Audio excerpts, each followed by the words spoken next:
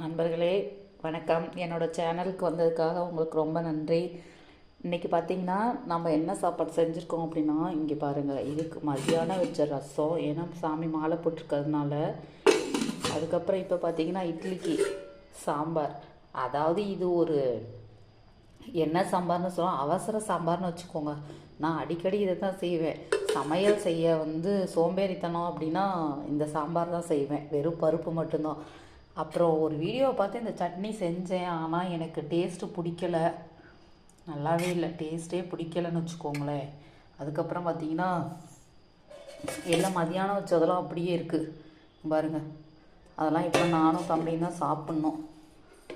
இட்லி எல்லாம் செஞ்சாச்சு, அவங்களுக்கு எல்லாமே போட்டாச்சு, பேக் பண்ண வேண்டியதான். இந்த பாருங்கள், எல்லாமே கூடையில் பேக் பண்ண வேண்டியதான். சாம்பார்,